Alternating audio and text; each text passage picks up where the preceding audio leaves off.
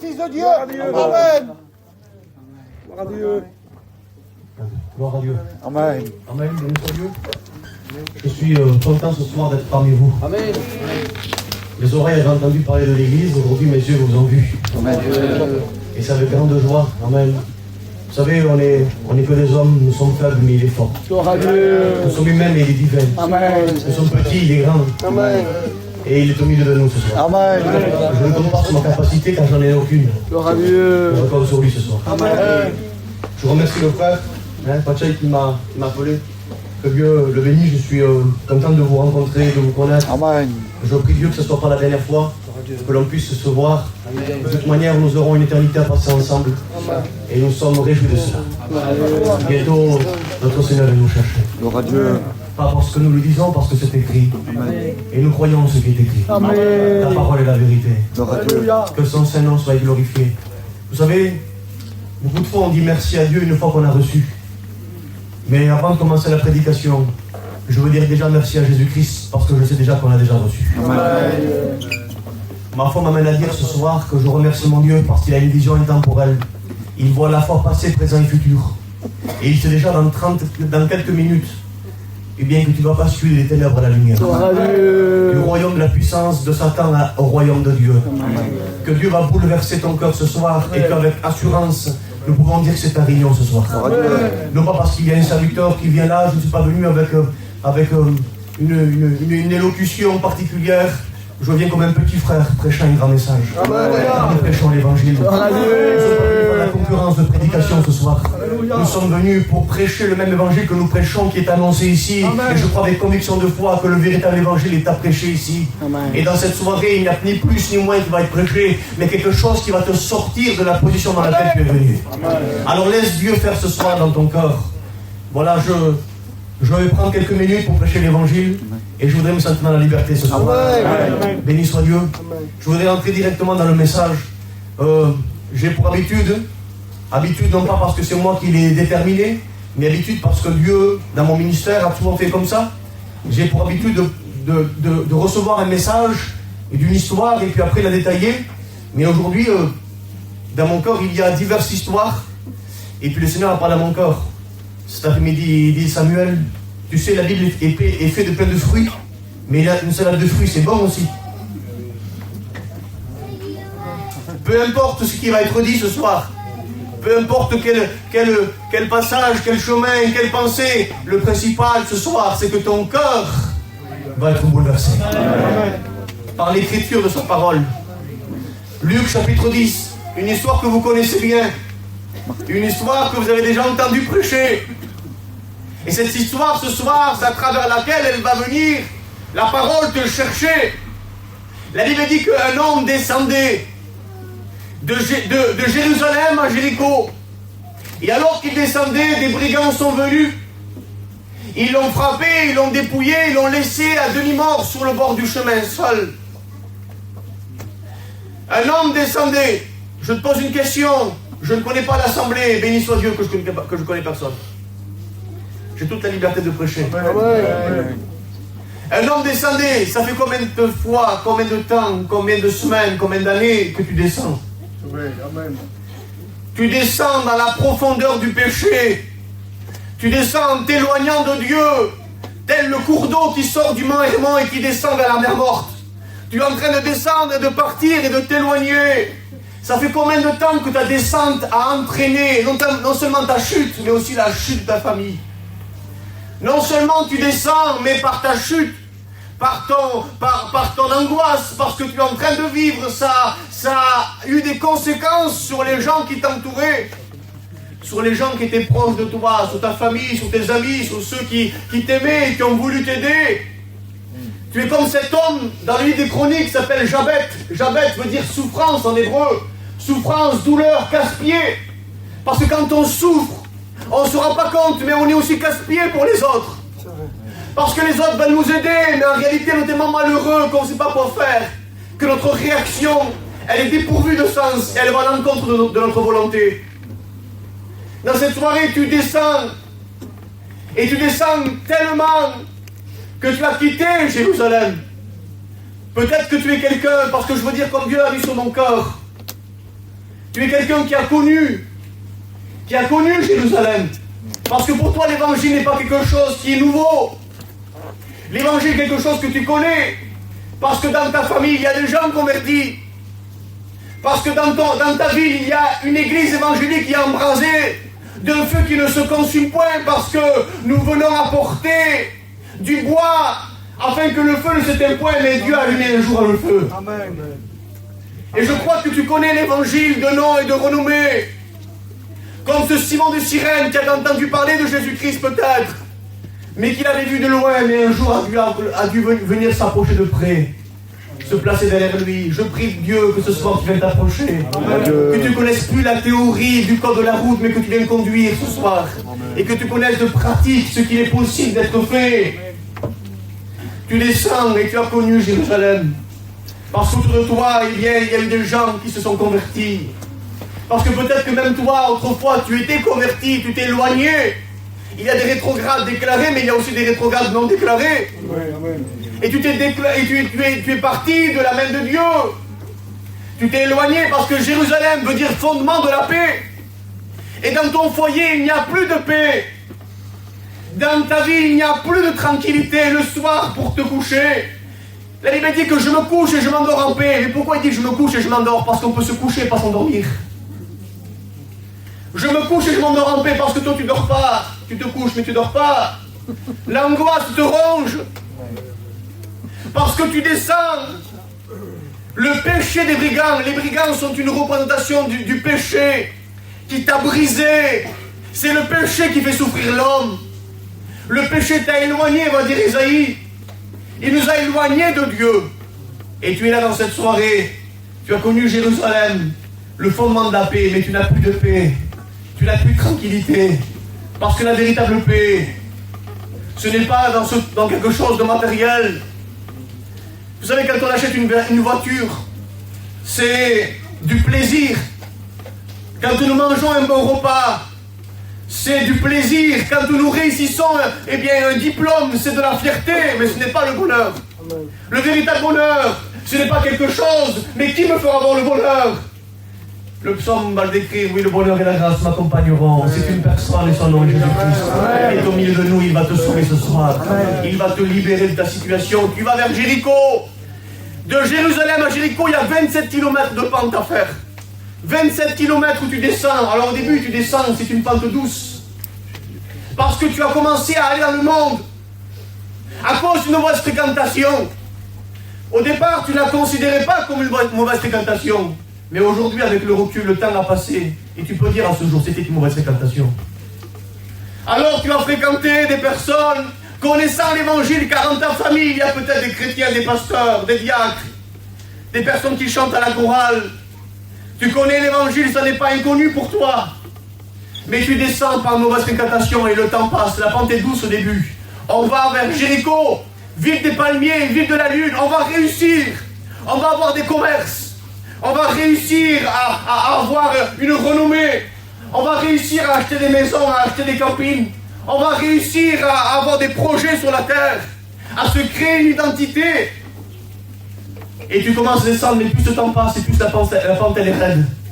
Et tu te retournes et tu dis, mais c'est pas possible, comment faire maintenant pour retourner là-bas? Comment faire pour revenir à la Réunion maintenant? Je sens que quand je vais à la Réunion, je me sens accusé comme si les gens me regardaient. C'est pas les gens qui te regardent, c'est Satan qui t'accuse dans ton cœur. Amen. Ici dans l'église, personne ne te juge. Amen. Et tu es là dans cette soirée, la pente est tellement raide aujourd'hui qu'elle est glissante et tu as du mal à monter. Tu ne pourras pas y arriver à grimper par tes efforts et miracles. On a besoin d'un miracle. Et que Dieu opère ce miracle ce soir. Amen. Une pente est en train de glisser. Et tu vas vers Jéricho. Alors au début tu y vas parce que tu as un projet. On ne va jamais dans un lieu sans savoir pourquoi on y va. Il y va parce qu'il sait pourquoi il y va. Vous savez, Jéricho, plus on s'approche et plus on se rend compte qu'est-ce qu'il y a à Jéricho. Il n'y a rien de bon à Jéricho. À Jéricho, on voit un Zachée qui est voleur, qui est trafiqueur, qui est escroc. On voit une Rabe qui vit dans l'impudicité.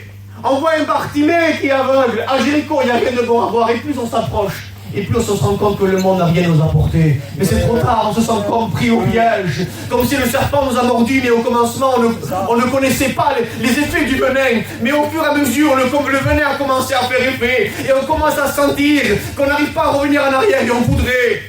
On a le vouloir, Romains 7, on a le vouloir, mais dans le pouvoir de changer. On voit qu'on veut, Seigneur, s'il te plaît, ce soir. On veut d'une réunion qui nous bouleverse. On veut de quelque chose, mais on n'y arrive pas. Et tant que tu crois que tu vas y arriver, tu n'arriveras pas. Amen. Amen. Écoute, il descend, il va à Jéricho. Et puis les brigands l'attrapent, le dépouillent. Tu ne sens pas être dépouillé de tes qualités charnelles, mais aussi spirituelles. Parce que l'ennemi nous dépouille de tout. Même le respect. Autrefois, dans notre Occitan, on avait du respect. Il y a des choses qui sont sorties. Parce que le péché est à son comble. Il est en train de voler des choses, même de la vie du quotidien. Tu sens pas qu'il y a quelque chose qui est plus là. Il y a quelque chose qui est plus là. Tu es complètement dépouillé. Le texte, etc., il dira, les vêtements ont été déchirés. Peut-être ce soir, quelqu'un a des vêtements spirituels déchirés. Ton cœur est déchiré. Ton foyer est en ruine. Tu viens là avec un bon sourire. Mais au milieu même du rire, le cœur peut être affligé. Amen, amen. Alors comme Naaman, peut-être un bon sourire, une bonne armure, de bon matériel. Mais quand on rentre, les volets fermés avec la compagne, les disputes sont là. C'est ça. Les enfants sont dépressifs, le fils est alcoolique, il est drogué. La fille est divorcée. La situation est critique. Obligé de mentir et de voler pour avoir de l'argent. On n'arrive plus, comment faire? On voudrait se convertir et non, on sait que notre situation ne correspond pas. Tu sais, tu voudrais être modifié pour te convertir. Alors que, écoutez bien, Dieu n'a jamais adapté son évangile aux hommes, mais il a adapté les hommes à son évangile. Amen. Et Dieu permettra ce soir que tu te convertis pour que ta vie puisse changer. Et pas que ta vie change pour te convertir. Amen. Dans cette soirée, cet homme descend, il s'est frappé. Un sacrificateur passe par là. Il le regarde. Il passe outre. Le sacrificateur, qu'est-ce qu'il fait là? Selon le livre de Lévitique, chapitre 21, verset 12, la Bible dit que les sacrificateurs doivent rester à Jérusalem dans le sanctuaire. Qu'est-ce que fait cet homme ici? Non seulement il est là, mais selon Nombre, chapitre 19, verset 11, il n'a pas le droit de toucher quelqu'un qui est mort. Parce que sinon il sera déclaré impur pendant 7 jours. Alors cet homme est là, il ne peut pas s'approcher. Il ne peut pas toucher. Et j'aimerais te dire que ni les sacrifices de ta vie, ni les efforts que tu peux produire, parce que le sacrificateur faisait des sacrifices. La Bible dit que l'obéissance vaut mieux que tous les sacrifices. Arrête avec tes sacrifices. Arrête avec tes sacrifices. Arrête d'essayer d'arrêter de fuir par tes propres forces. Tu as besoin d'être délivré. Amen. Arrête d'essayer de retirer l'angoisse de ton cœur. Il faut une libération ce soir qui va être opérable dans ce lieu. Amen. Vous avez le sacrifice, les efforts, la famille qui passe là, passe outre et nous aide pas à changer. Tu vois pas que tes cousins t'ont lâché. Tu vois pas que ta famille peut rien faire pour toi. Tu vois pas que dans ta situation telle que tu es, les hommes qui sont autour de toi, les gens qui sont autour de toi ont vu comment tu es. Et pourtant ta vie est toujours pareille. Personne n'a réussi à t'aider. C'est normal. Parce que le seul qui peut le faire, c'est Jésus. Amen. Le prix de rachat de l'homme est trop cher et n'aura jamais vu par l'homme. Tu sais, un poisson quand il est dans l'eau, tu as l'impression qu'il s'ennuie, un poisson rouge de la fête foraine. Tu as l'impression qu'il s'ennuie dans l'eau, il tourne, mais il ne s'ennuie pas. On ne s'ennuie pas dans notre réunion, nous, ici. Amen. On est dans notre état naturel. Mais quand tu prends le poisson, tu le sors de l'eau, il bouge dans tous les sens. Tu as l'impression de dire, ah, ça y est, là il vit. Non, il ne vit pas, il meurt. Il bouge dans tous les sens parce qu'il meurt. Et peut-être que tu es une personne qui bouge beaucoup. Travail, activité. Tu vas au boule, tu reviens, tu vas au bar, tu reviens. Tu bouges partout. Tu es partout à la fois. Mais pourquoi? Parce que tu es comme un poisson qui est hors de l'eau, qui essaie de respirer mais n'arrive pas. Amen. Tu as besoin de revenir dans l'eau de la parole. Parce que c'est là où Dieu nous a créé. Un gant a été fait à la forme d'une main pour contenir une main. Ainsi, l'homme a été fait à l'image de Dieu pour contenir Dieu. Si tu ne contiens pas Dieu dans ton cœur, tu seras toujours malheureux. Parce que ton cœur est une forme de Dieu. Écoute ça ce soir. Il part direct. J'ai encore un petit peu de temps, les frères. Il part direction Jéricho. Et alors un lévite passe par là. Oui, les amis peuvent rien faire pour toi. La religion peut rien faire pour toi. Alors il passe par là, il ne peut rien faire. Et cet homme est à demi-mort, à moitié mort. Parce que l'ennemi voudrait tellement nous faire souffrir, mais pas à la fois nous tuer tout de suite pour nous faire souffrir. Parce qu'écoutez bien, vous savez, frères et sœurs, à l'époque, il y a quelques années en arrière, je me semble que c'est les Vietnamiens qui ont gagné la guerre contre les Américains. Vous savez comment ils ont fait? Ils ont dit, écoutez, un général, je ne sais plus comment il s'appelle, mais il a dit, on va faire quelque chose, une tactique. La tactique, c'est la suivante. On va demander à tout le monde de blesser les Américains, mais pas de les tuer. Parce que si on les blesse, alors deux guerriers vont venir, les 2 soldats vont venir l'aider, et c'est 3 personnes en moins. Et on va les gagner en blessant tout le monde, mais pas en les tuant. L'ennemi, il voudrait te blesser, parce qu'en te blessant, il sait qu'il va blesser d'autres personnes. J'aimerais te dire ce soir quelque chose. C'est que tu es comme cet homme dans Marc chapitre 2 verset 3. Cet homme qui est paralytique. Vous savez qu'est-ce que c'est un paralytique? Un paralytique, c'est quelqu'un qui a des désirs moraux. Il a des désirs moraux. Il veut, mais il n'arrive pas à accomplir les désirs par ses membres. Il a une incapacité de faire par ses membres ce que son cerveau lui demande de faire. Amen. Et peut-être que tu as envie, mais que tu n'y arrives pas. Tu es paralysé spirituellement. Tu veux changer, mais tu ne peux pas changer par toi-même.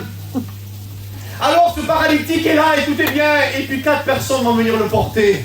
Je prie que l'Église ce soir, avec la foi de l'Église, et que Jésus puisse dire à l'Église, voyant leur foi. Amen. Avec l'Église, on va venir te porter ce soir.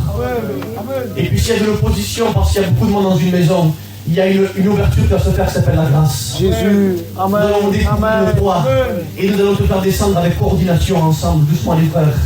Pas un plus vite que l'autre, ensemble, doucement, on va descendre, on va l'amener devant Jésus ce soir. Amen. On va t'amener parce que la corde de l'évangile est dressée. Et la corde c'est quoi? C'est la croix. C'est quoi la corde qui va te sauver ce soir? C'est la croix. Amen. Jean chapitre 12, il va dire, lorsque je serai élevé entre ciel et terre, j'attirerai tous les hommes en moi. Mais Seigneur, comment tu vas faire? Le prophète Osée au chapitre 11 va répondre. Il va dire, je les attirerai par des cordages d'amour. La croix de l'évangile, la corde de l'évangile ce soir va être descendue devant Jésus-Christ, te portant. Alléluia. Vous savez, frères et sœurs, il y a un homme pour lequel on a jeté une corde et ça l'a sauvé la vie. Dans Genèse chapitre 37, il y a un homme qui s'appelle Joseph. Écoutez bien, j'ai quelque chose sur mon cœur parce que Dieu Saint-Esprit me dirige. Il y a un homme qui a été jeté dans un puits par ses frères. Et Dieu me dit quelque chose dans mon cœur. Est-ce que j'ai la liberté de parler? Amen. Tu as été blessé par des membres de ta famille. On t'a fait du mal. Zacharie 13, il dit, d'où viennent ces blessures que tu as dans tes mains? Il dit, c'est dans la maison de ceux qui m'aimaient que je les ai reçues. Il y a des personnes autour de toi que tu as aimées qui t'ont blessé. Et depuis cette blessure, ça t'a jeté au fond d'un puits.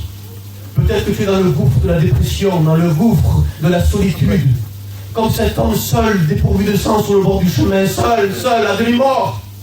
Tu es dans un gouffre complètement, eh bien, seul. Le gouffre de la dépression. Et la Bible dit qu'un jour, une caravane d'Ismaélites qui passait par là est venue jeter une corde dans le puits. Un puits qui était sans eau. Écoutez bien. Joseph aurait pu dire non, je ne prends pas cette corde parce que si je la prends et que je monte, ils vont me tuer au-dessus. Alors sûrement qu'il a dû essayer de monter par lui-même. Alors il a dû escalader comme ça. Il a dû essayer de grimper, mais il voyait que les pierres ne tenaient pas et ça, il tombait. Il voyait que ça glissait parce qu'il y avait enseignement de l'eau et il voyait qu'il glissait. Il n'arrivait pas. Parce qu'on ne peut pas sortir d'un puits par notre propre force. Il faut une corde. Amen. Amen. Béni soit Dieu pour la corde de Dieu ce soir. Alléluia. Une corde est lancée, mais lui, il pourrait se dire non, mais je ne prends pas cette corde. Les raisonnements, les réflexions. Tu sais pourquoi tu ne te convertis pas? Je t'explique pourquoi tu ne te convertis pas. Dès que tu connais l'évangile, parce que tu réfléchis trop.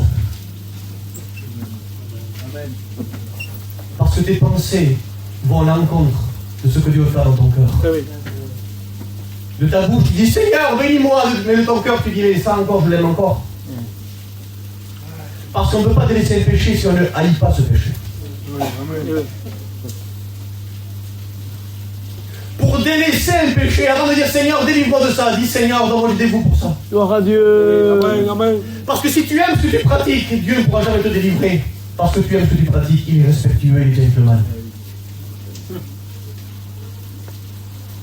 Dans cette soirée, écoute bien ça. Est-ce que je peux faire une parenthèse 5 minutes? Amen, amen. Et il y a un homme dans la Bible, Matthieu chapitre 3. Son père, Zacharie, famille d'Abia, sa mère, Élisabeth, descendante d'Aaron. Ils n'arrivent pas, excusez-moi, à avoir de berceau, ce foyer, mais ils vivent pieusement devant Dieu. Et puis un jour, un ange apparaît à Zacharie alors qu'il était prêtre dans un temple. Et puis l'ange lui dit, tu auras un fils et tu l'appelleras Jean le Baptiste. Et puis, chose dite, chose faite, Jean-Baptiste vient, il est mis au monde, il grandit, il n'est abonné ni à l'alcool ni au vin. Un homme qui grandit dans les voies du Seigneur, il grandissait en sagesse, il grandissait devant Dieu. Et alors qu'il grandit, il devait être prêtre à son tour comme son père. Mais Dieu va l'appeler dans une sainte vocation. Et il va lui dire, non Jean-Baptiste, je veux que toi tu sois la voix qui crie dans le désert, repentez-vous. Alors Jean-Baptiste, au lieu d'être prêtre, il va dans le désert, habillé de vêtements de peau, ceinture autour de la taille, sandales à ses pieds. Il mange du miel sauvage, des sauterelles. Et il commence à prêcher cette parole. Repentez-vous car le royaume des cieux est proche. Et il commence à baptiser ceux qui se repentaient, ceux qui venaient de la Judée et de Jérusalem. Il commence à les baptiser. Ils devaient avouer leurs péchés. Et ensuite il les baptisait par immersion dans le lac du Jourdain. Et les gens aimaient passer une heure à ses côtés. Mais un jour, regardez la scène. Alors qu'il est en train de baptiser, il lève la tête parce qu'il y a une file indienne qui est là, les uns derrière les autres. Et d'un coup, quand il lève la tête, il regarde et il voit quelqu'un devant lui. Il voit son cousin. Il voit le Seigneur Jésus-Christ. Et il est fixé, il est figé, il ne peut plus bouger. Il ne sait pas comment réagir. Alors les hommes et les femmes derrière disent en quelque sorte, je vous raconte comment Dieu me l'a donné à moi, en disant, Jean-Baptiste, qu'est-ce que tu fais? Allez, dépêche-toi, nous aussi on va être baptisés. Pourquoi tu as ralenti les baptêmes maintenant? Allez Jean-Baptiste, dépêche-toi. Non écoutez, je comprends pas. Je peux plus continuer. Mais pourquoi Jean-Baptiste? Parce que cet homme-là, c'est mon cousin, je le connais. Il vient là, mais je ne peux pas le baptiser. C'est moi le pécheur, lui dans la bouche duquel il ne peut trouver aucune fraude. Gloire à Dieu. Lui qui n'a été tenté en toutes choses, mais qui n'a pas succombé. Je le connais, il faut que ce soit lui qui me baptise à moi, je ne peux pas le baptiser. Je ne suis pas digne de délier la courroie de ses sandales. Il a son bas dans la main, il battra l'air. Et moi, il faut que je diminue, il faut qu'il grandisse, je ne peux pas faire. Mais écoutez bien, à cause de son raisonnement, qui était un raisonnement qui était humain et normal, à cause de son raisonnement, il a empêché trois choses. Que le ciel s'ouvre, que le Saint-Esprit descende et que Dieu parle. Le raisonnement que Jean-Baptiste avait était normal et logique maintenant. Il avait raison.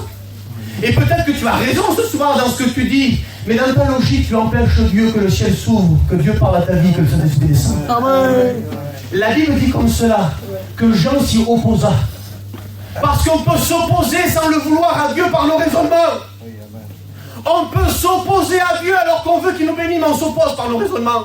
Seigneur, mais si je me convertis, ça comment je vais faire alors? Mais tu n'as pas dit ça, comment tu vas faire? Il le fera à ta place. Amen. Il saura comment faire. Puisque s'il te prend en main, ce qu'il commence, il le termine. Amen. Il saura te bercer comme un enfant, il saura t'éduquer, il saura te conseiller, il saura te reprendre, il saura te diriger. Alors il dit ça. Il dit, écoute, c'est la parole que je veux te dire ce soir. Il dit, Jean-Baptiste, laisse faire maintenant. Amen.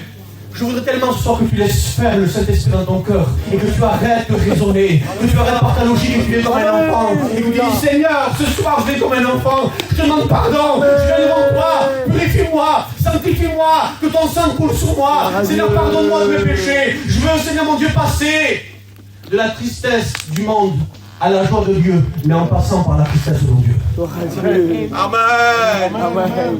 Amen. Écoutez, la Bible dit que Jean n'y résista plus. Et c'est bon que tu ne résistes plus. Alors je reprends mon histoire. D'un coup, Joseph il voit la corde. Et puis il dit, c'est bon, j'arrête avec mes réflexions. J'arrête avec mon intelligence. Je prends la corde. Et quand il prend la corde, il sort. Et qu'est-ce qu'il y a? Une caravane ismaélite qui avait trois choses. De l'arôme, des aromates, de la lyre et du baume. Les arômes, ça sert à quoi, mes soeurs? Nosotros, quand ils font des bons guissaos, je ne sais pas si vous le dites comme ça chez vous aussi, des bons guissaos. Hein? Voilà combien. Des bons guissaos. Eh bien, on met des arômes. On met des arômes pour quoi faire? Pour donner de la couleur et pour donner du goût. Il serait temps que Dieu mette du goût à ta vie. Il serait temps que Dieu mette des couleurs à tes yeux. Il y avait aussi du baume. Vous savez qu'est-ce que ça fait? Ça sert le baume? Le baume de Galate sert à panser les blessures du cœur. Parce que tu as tellement été blessé par le péché qu'on a besoin qu'il vienne bientôt un bon samaritain devant toi. Amen. Tu as besoin que tes blessures soient pansées. Et il y a une troisième chose, c'est de la myrrhe. Et la myrrhe, on s'enseigne pour les parfums. Il serait temps que ce soir tu te convertisses si tu deviens le bon parfum de Christ en Dieu. Amen. Alléluia. Alléluia. Un samaritain passe devant lui. Et il le regarde, il fut ému de compassion. Et je sens toute la compassion de Dieu pour toi ce soir. 8 fois dans les évangiles, Jésus a été ému de compassion. Et je crois qu'aujourd'hui, c'est encore une fois. Alléluia. Il a été ému de compassion, il le regarda, il s'approcha. Et il lui donna du vin, il donna de l'huile. Il le porta sous sa monture. Oui, Christ a porté la croix. Et en portant la croix, il t'a porté à toi ce soir. Il le porta sous sa monture et il accompagna vers l'aubergiste. Il resta auprès de lui un petit peu de temps. Parce que lorsque Christ est ressuscité, il est resté sur la terre un petit peu de temps. Mais ensuite, il a dit, moi je suis de la terre. Moi je ne suis pas d'ici, il faut que je retourne. Et ensuite, il est parti. Et voilà à qui il nous a confié. Je ne laisse pas seul, je ne laisse pas orphelin, je vous enverrai le consolateur. Le Christ nous a confié au Saint-Esprit dans l'aubergiste merveilleux. Un aubergiste qui prend soin de nous, c'est l'église de Dieu. Dans l'église de Dieu, les ministères. Dans l'église de Dieu, il y a de l'ordre, les chambres sont propres parce qu'il y a des femmes de ménage. Dans l'église de Dieu, il y a tout ce qu'il faut pour avoir du repos. Matthieu 11:28 va dire, venez à moi, vous tous qui êtes fatigués et chargés, et je vous donnerai du repos. Amen. Alors il s'approche et il dit, tiens, je te donne 2 deniers. 2 deniers, symbole de 2 jours de travail. Un denier, selon Matthieu 20, c'était 1 jour de travail. 2 deniers, ça veut dire, je reviens dans 2 jours. Et là, il est dit dans les Pierre et dans les psaumes, il dit qu'un jour est comme 1000 ans, et 1000 ans est comme un jour. Ça fait 2000 ans que Jésus est parti, mais il revient. Amen. Amen. Mais il revient. Il dit le surplus, je te donnerai à mon retour. Pourquoi le surplus? Parce que lui dit ça, c'est l'apôtre Paul qui dit ça. Il dit car Dieu use de patience. Voulant que le plus grand nombre soit sauvé, il parvienne à la connaissance de la vérité. Amen. Amen. S'il y a du surplus, c'est par grâce pour toi. Amen. Amen. Dans la simplicité de l'évangile. Voulez-vous confirmer nos yeux? Amen. Que Dieu soit béni, que Dieu soit glorifié, que Dieu soit aimé. C'est ta soirée ce soir, ne doute pas. Satan est en train de parler à ton corps, en train de te dire, mais c'est pas pour toi. Regarde ce jeune pasteur, il ne fait que crier. C'est pas pour toi la réunion là, t'as écouté que la moitié de la prédication. Nous lions et nous brisons toute pensée extérieure au nom de Jésus-Christ. Nous savons que le Saint-Esprit là, il va convaincre ton corps. Ce soir, ta vie va être bouleversée. N'attends pas une réunion spéciale. N'attends pas la montagne de la transfiguration. Parce que la montagne de la transfiguration ne convertit pas Pierre. Mais viens à Golgotha ce soir. Viens à Golgotha ce soir. Viens à Golgotha ce soir. Viens là où le sang a coulé. Viens où les meurtrissures de Jésus sont là. Toi qui as les cœurs brisés, toi qui as le péché, qui est loin de Dieu, qui descend, et par ta descente tu vas entraîner des personnes. Tu es une personne qui souffre au fond de toi. Tu viens à la réunion, mais tu ne changes pas. Tu tombes toujours sur la même pierre, toujours sur le même péché. Et tu dis, je vais changer, tu fais des promesses.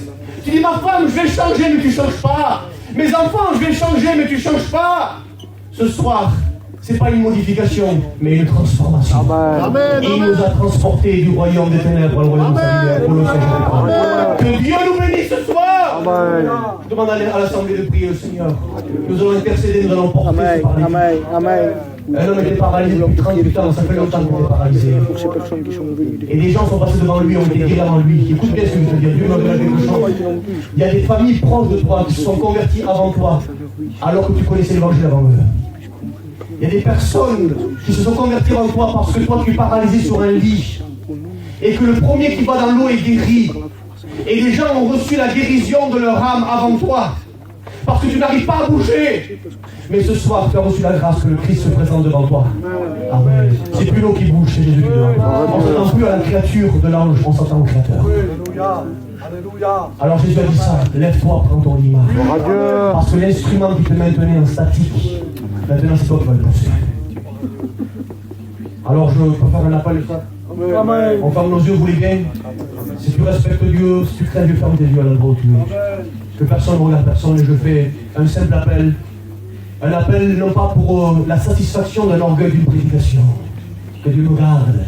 Un orgueil pour te tendre la main et pour prier pour toi. sachant que la prière du juste est d'une grande efficacité. Est-ce qu'il y aurait une personne ce soir qui en a marre de sa position instable et qui désire véritablement changer et qui croit avec foi, le Saint-Esprit met de la foi dans ton cœur, et tu crois avec foi que tu peux réussir ce soir en Jésus-Christ? Lève ta main à ta place afin que je prie pour toi et rabaisse là automatiquement. Je vais prier pour toi. Amen. Je te vois. Amen. Est-ce qu'il y aurait encore une personne qui aurait besoin? Je te vois. Mes frères, je vous le dis avant que tu me l'appelles, ces personnes vont être transformées ce soir. Ces personnes vont recevoir la nouvelle naissance ce soir. Parce que Dieu le veut.